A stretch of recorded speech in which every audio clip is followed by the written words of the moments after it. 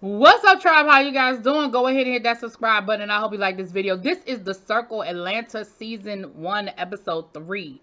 So listen, we are still down to the party, down to the club with the people that's doing the performing and all of that. More people are showing up from the cast. Mr. Tevin, little Tevin Campbell. Anyway, Tevin shows up and listen, I want to normalize that everybody ain't the same as everybody else, okay? Tevin walks into a room. I know he knows Martell. He don't really know too many other people in the room. He seems to be a little standoffish, a little shy. Can we not immediately make that him being snobby or him thinking he better than or having an air about himself? Maybe he's shy. Maybe he's nervous walking into a room full of people. He was late. People were already sitting down. They was ordering food, had their drinks, feeling a little nice. Like, I feel like, because then Melly does it later on to Meg the Body. What's his name? Meg. I keep wanting to call him Meg, and that's not his name. It's Mega. Because Mega was packing up his shit and was going home. And Melly was like, we came to see you. How you gonna leave? And he said, oh, well, I mean, the show was over. I thought we was leaving. Like, I ain't know. And I felt like Mega was a little shy. A little shy. But Melly was like, he seemed a little standoffish. I don't think he was standoffish. I just think he was shy. You know, everybody doesn't have a full personality immediately. Some people got to warm up to you. I'm one of those people. Now, I can come in the room, I can be loud as hell, I could yeah. But if I walk into a room and I don't know anybody, into a situation that I'm not too sure about, I don't have a whole lot to say either. I'm in the corner just like Tevin, and I'm keeping my eye on what's going on. I need to see who's who and the what's what. So I was understanding a little bit where Tevin was coming from. But anyway, Martell, Mulatto, Jewel, and I think Tevin ended up having a conversation. They were in the hallway, and they ended up having a conversation about what had happened down to the premiere of the ATTV situation. ARTV, ABCD, EFG TV, whatever it was. And they were talking about how Rico acted and how he was tripping and he was doing too much and he was being real extra and so forth and so on. So then more and more of the cast start drifting into the little hallway situation, and then everybody starts introducing themselves and going around the room. And I found out Mr. Mega got a lot going on. Listen, all these people got 20 jobs on their resume, and I'm not mad at none of it. You know, but you know what they say about jack of all trades, master of none. But I ain't mad at none of it. But Mr. Mega is a model. He's a house father. He walks ballroom. Like, I'm here for all of that, okay? I'm here for all of that, okay? So as we go around the room and we're introducing ourselves, Melly doesn't get a really good feel, I don't think, for Mr. Tevin. I don't know. He don't get a really good feel for him. We get the whole situation cleared up that him and Dante are not dating. He was like, I don't even know where y'all got that impression from. And they were like, well, I mean, y'all came in together. Y'all was sitting together. Like, I don't know. I just thought that y'all was together. I thought y'all was, thought y'all was doing what y'all was doing, okay?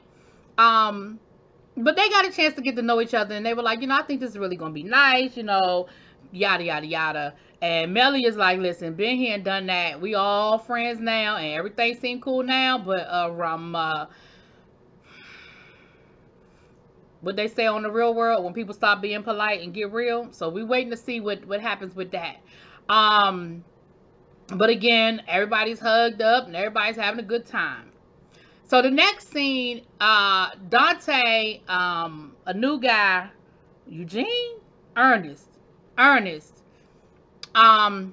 Martell all come in and they're auditioning for a stage play. Sound like a very Medea type, gospel type situation. Now, Dante said that he had been up in New York. He did some acting work here or there.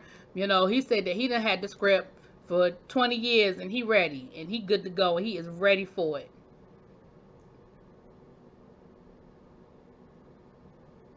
He knew his lines. He knew the lines. Now, Ernest said that, he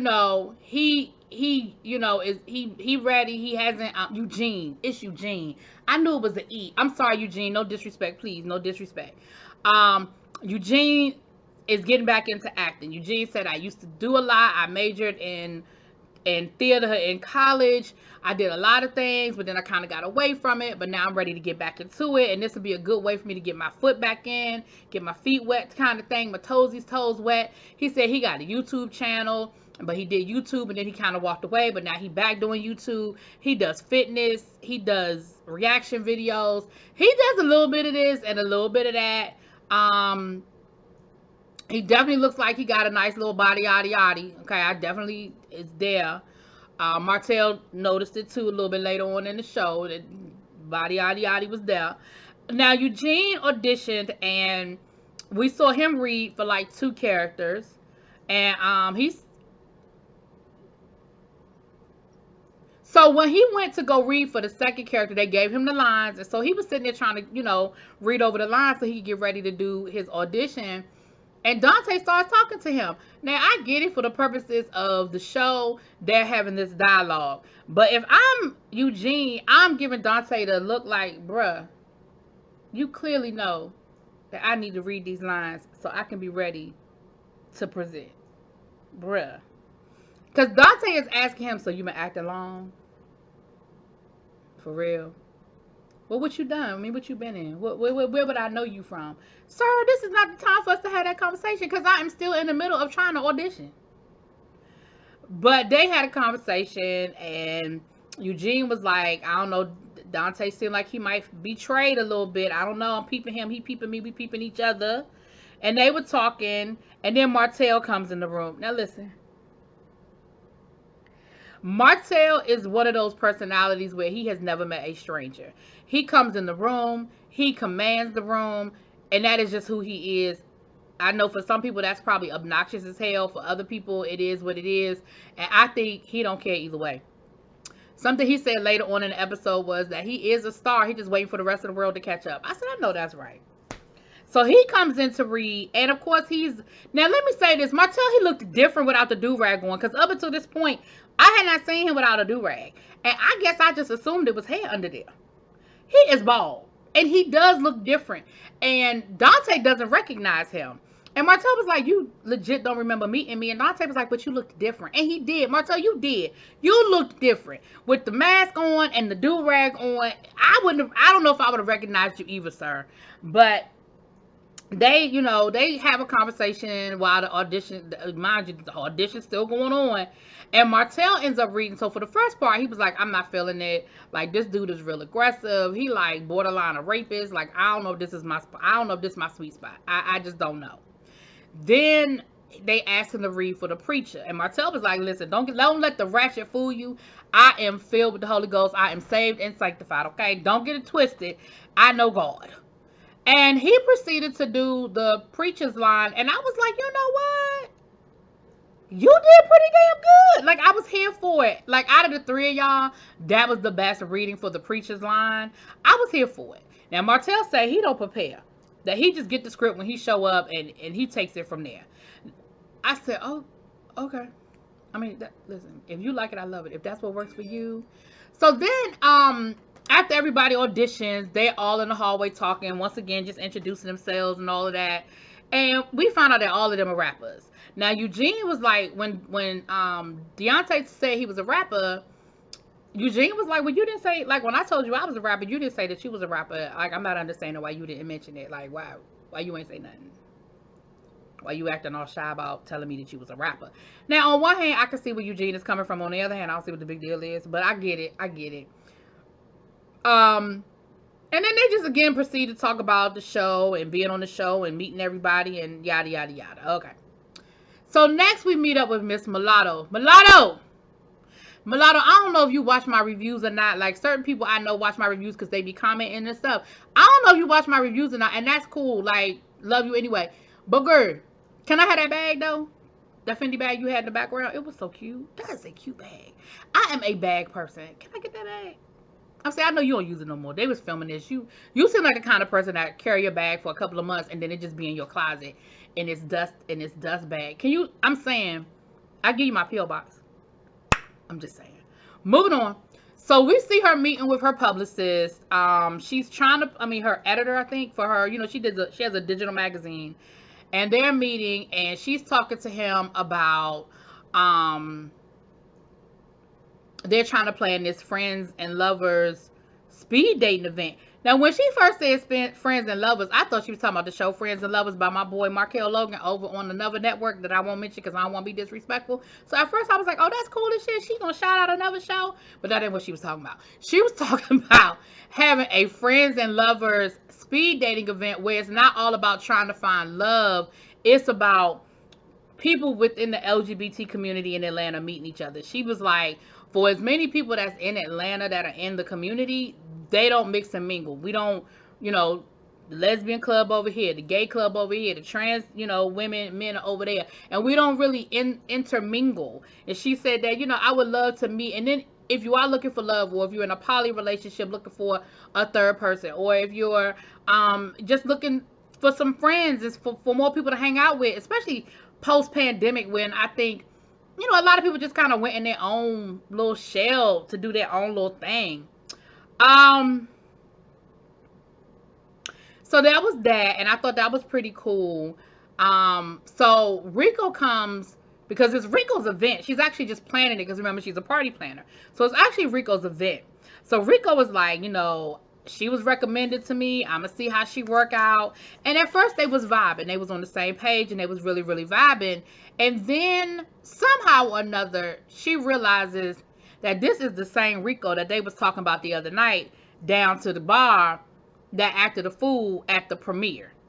And Rico was like, what you mean? Oh, I'm that Rico. So who the hell been talking about me behind my back and what have they been saying? Because that I don't appreciate. So Rico gives his side of the story. And when he tells it from his perspective, it really doesn't sound as crazy as that made it sound the night before or whenever that other event was. He said, listen, they had done their thing, and instead of being respectful of everybody else that had to, stand up on that stage and go through what they needed to go through, they were rude, they were loud, we kept asking them to quiet down, and they legit would not do it. So yes, I acted up a little bit, and I might have lost my cool a little bit, but I feel like they were being disrespectful in the moment. But he did say that he would be open to have a conversation with Tevin, because Tevin is the one that he snapped at that he was about to really try to fight. So he was like, I will be open to having a conversation with Tevin about that. But and Mulatto was kind of talking him through it, like, yes, I feel like y'all need to talk, you need to sort of apologize, or at least hear the conversation. I don't know if there's any apologies coming, but at least be open to hear the conversation. So then we have Melly Mel talking to Miss Mulatto. He is like, listen, I like you. I like your vibe. Your wife is beautiful. Y'all need to find me a man and hook me up. And she's telling him about the speed dating event. And he was like, child, I'm going to come to the event, but ain't nobody finding love at no speed dating event. I'm with you on that one, Melly Mel. I don't think nobody be finding love at no. I done been speed dating it. It is not fun. Anyway. And so she's inviting him to a fashion show. Lord, I was gonna say a modeling show, a fashion show. And his first thing is, I don't know what fashion shows are like down here in Atlanta, because he's from New York, so they got a certain, y'all know them New Yorkers, y'all know some New Yorkers can be real a little arrogant about that, all that good stuff. And he was like, I don't know what y'all do down here in Atlanta, but that's okay. I guess I'll wear some cute sneakers or something. So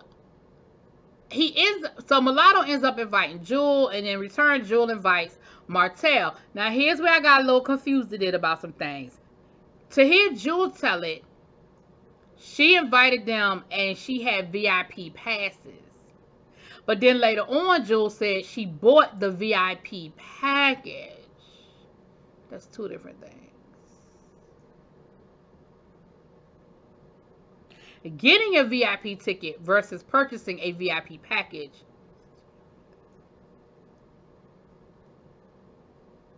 But okay. They get to the event and the VIP package was supposed to include champagne, an assigned seat, and a goodie bag. Now, Jewel complains the rest of the night about the fact that she didn't get none of the above. All she got was inside. And even Mulatto was off to the side and was like, why are they standing up? They got VIP tickets. They should be sitting down somewhere. And it includes goodie bags and champagne and all of this. And so,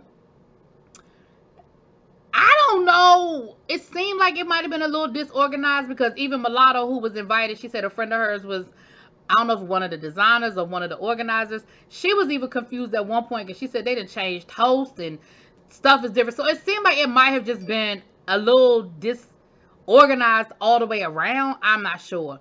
The event was pretty. It looked like a nice little venue. It was decorated. You know, it looked like a nice venue or whatever.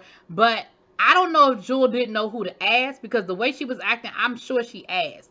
And I'm sure she probably asked multiple people for her shit. Because she said she's going to ask for a refund. And I don't blame you. If you didn't get none of what was a part of the package you paid for, then absolutely you're supposed to get a refund. You're supposed to go and find the right people. But I'm just not sure if you asked the right people on the front end. Now, let me say this. Everything ain't for everywhere. Fashion shows are not turn-up situations. We've all been to fashion shows. We've all been at fashion shows. And if you haven't, I don't know what to tell you. Go look one up online. But fashion shows are not... Something flying in here. Fashion shows are not party, like, let me get up and dance and twerk in the hallway, in the aisle, while, well, I shouldn't say they're not. There are different fashion shows that have different vibes. Let me not say that. Because there are some fashion shows that are absolutely off the hook. So let me say that. But I'm going to say read the room. Jules said that it seems like the people there were a little bit like stuck up and had like a little air about them. Then read the room, ma'am. If that is the air, then that is the air. Honey, her and Martell are acting a whole fool in this event. They are hollering, screaming, yelling, and I mean, it wasn't, when I say hollering and screaming, they weren't cussing at each other, nothing like that, but it was, yeah, you go, girl. You go, queen. If you're the only ones doing it, that's probably not the time and place to do it. Then somehow Martell done walked his happy ass up to the stage and took the mic from the host and gave a whole speech about who he was and what he does. Talking about something, I'm never going to miss an opportunity to be seen. Sir, nobody gave you that opportunity. Nobody asked you. I said, what? Like, I ain't never seen no mess like that before, honey. I ain't never seen no mess like that before. Then they got to talking about some of the other members of the cast and who they've met. Because at this point, everybody still has not met everybody else. Now, I don't know if everybody was invited to the performance and they just didn't all show up or what. But remember, Melly Mel I keep saying Melly Mel. Y'all know who I'm talking about, Melly B. Remember, he has had interaction with the woman at the studio who wants to do the song. She's a trans woman, and remember, she's Latino. She's of Mexican descent. So when they get to talking about that, Jewel is like, I mean, is she white? Because I don't like white people. I don't vibe with white people. I'm not in a happy place when I'm around white people. And I just feel like it's so many beautiful black queens and kings down here in Atlanta. Why do we need a white person on the cast? And Melly is like, well, she's Mexican, I think. And Jewel keeps asking for qualifiers. Like, I mean, is she Mexican? Like, does she speak Mexican? Was she like? She keeps asking for it. Like, I need deeper. Like, is she white representing Mexican? Like, and Melly is like, why does it fucking matter? And I feel the same way. So Jewel, I love you, girl, but this is probably where me and you gonna disagree on some things, because when I saw the previews for next week, I was like, oh, this is about to go left real quick. But Melly was kind of just like, I'm not sure where this I'm not sure where this is coming from. Why does it matter? Why are we clocking whether this woman is Mexican, black, or white? Like, it doesn't matter. Like, she's part of the cast. She's somebody that we can cool with, we can vibe with, and I don't know. And I feel the same way. Like, listen, I definitely have my preference of people I like to hang around and people that I'm cool with, but I do not exclude people solely because of that. And I'm not going to tell somebody that they're right or wrong for it. I'm going to wait and see how it comes out next episode. I'm going to say that. Anyway, next episode looks very explosive. So y'all let me know what y'all think. Drop it in them comments. Peace.